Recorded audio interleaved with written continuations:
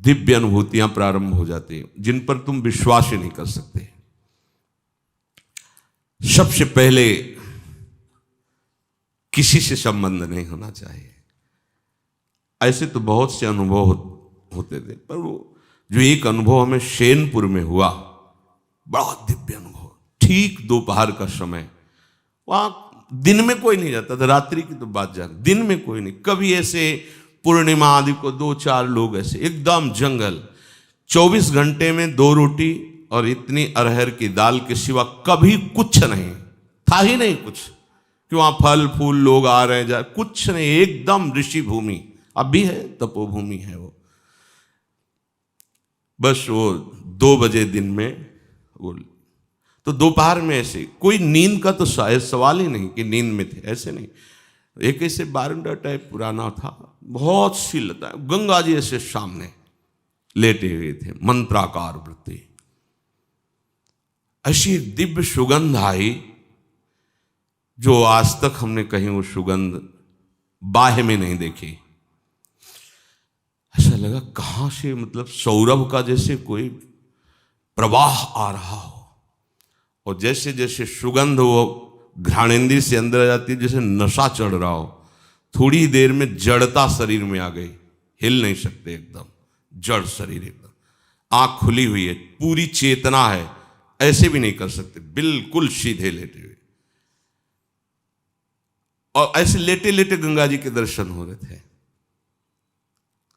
एकदम आधा शरीर ऊपर कैसे, जैसे किसी ने उठा के बैठा, और देखा गंगा की धारा से एक श्वेत वस्त्रधारी, दिन है, खुली आंख है, कोई स्वप्न नहीं, कोई तंद्रा नहीं, श्वेत वस्त्र धारण के, श्वेत जटाएं ऐसी, और वो ऐसे चले आ रहे हैं।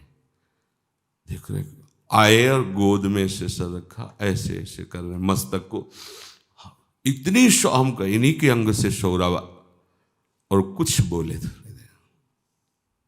वो जीवन का पहला दिव्य प्रगट में, ऐसे तो स्वप्न में ऐसे, प्रगट में ऐसे ऐसे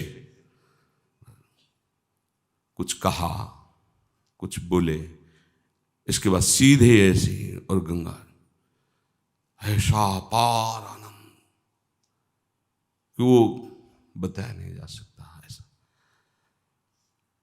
जब आप उस सीमा को पार कर जाएंगे जहां कहीं किसी से अपनापन नहीं, शरीर से भी नहीं, वहां सैकड़ों बिच्छी ऐसे घूमती थी जैसे काले चींटे घूमते ना, भूरे काले चींटे, ऐसे बिच्छियां घूमती थी, बिच्छखा पर सांप, कई तरह, जंगल पुराना, गंगा जी का एकदम किनारा ना, कभी भी कुछ भी हो सकता है वहां। और 2 ही लोग, इधर हम लेटे थे, एक पंजीरी बाबा थे, वो दूर एक उनकी कुटिया थी, उसमें वो लेटे रहते, वृद्ध थे वो, पर बड़े तपस्वी थे, वहां कोई और टिक नहीं सकता था। अनुभव, अपनापन जब तक शरीर से, तब तक दिव्यता का अनुभव नहीं। हम बहुत अंदर लालायित रहे कि इनसे पूछे आपको का परिचय पे, हिम्मत, मतलब वो एकदम ऐसी जड़ता भाव थी कि हिम्मत ही नहीं पड़ रही थी पूछे। बाद में पता चला, वर्षों बाद में पता चला कि अमुक अमुक महापुरुष प्रकट होकर के बताया। भगवान आकर्षण पैदा करने लगते हैं, भगवान आकर्षण पैदा करने। उसी के बाद फिर भाई जी महाराज राधा बाबा का दर्शन ऑफिस में हुआ, नेतृक साहब ने ऑफिस प्रकट है, ऐसे भाई जी करके, ऐसे क्या जानना चाहते हो, ऐसे चश्मा ऐसे कर, और पूज्य राधा बाबा बगल में बैठे हैं। तो उसे यही प्रश्न किया था, श्री कृष्ण की प्राप्ति कैसे होगी? ऐसे देखे और बोले, जब श्री कृष्ण बन जाओगे तो श्री कृष्ण की प्राप्ति हो जाएगी।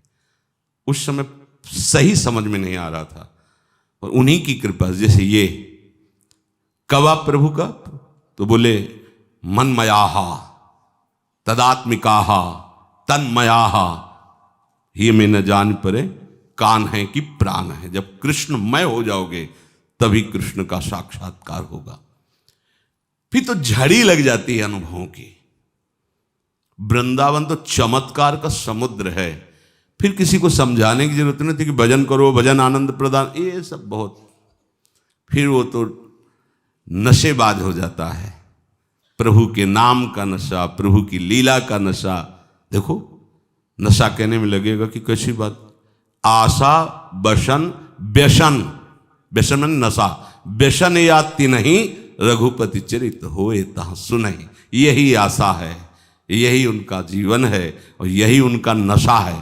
क्या जहाँ भगवत चरित्र हो रहे वहाँ जाकर उनको सुनना या भगवत चरित्र गायन करना।